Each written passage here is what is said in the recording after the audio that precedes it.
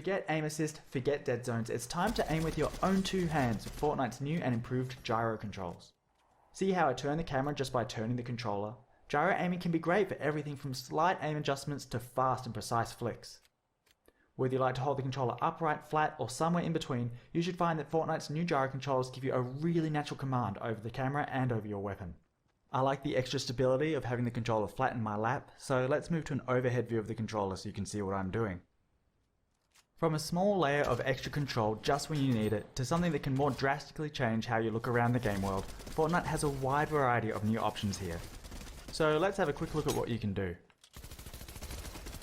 If you enable gyro controls and don't change anything else, gyro aiming will only be active while you're pressing the aim button or while editing a building.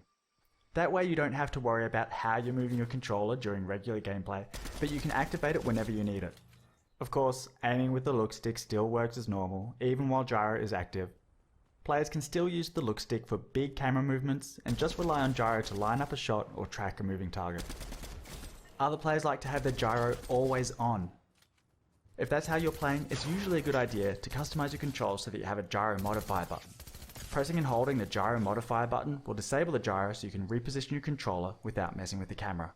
Playing like this, you could even do away with the look stick entirely if you really wanted to. But let's try something different with the stick. When gyro controls are enabled, you also have the option to use Flick Stick. Flick Stick lets you turn the camera by rotating the stick. When you first point the stick in any direction, you'll make a smooth and quick turn to face that direction. For example, pull the stick back to quickly look behind you, or if you're taking fire, point the stick in that direction to see where it's coming from, and let gyro aim take care of the rest. Once the stick has been engaged, rotating it will rotate the camera.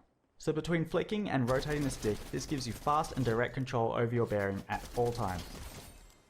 Now, because Flick Stick uses the whole range of the look stick just to turn the camera left and right, it gives you no way to look up and down. So Flick Stick requires that you have gyro controls enabled, and I strongly recommend Flick Stick players either have gyro aiming always on, or make it so that engaging the Flick Stick also activates gyro, so they can look up and down whenever they need to.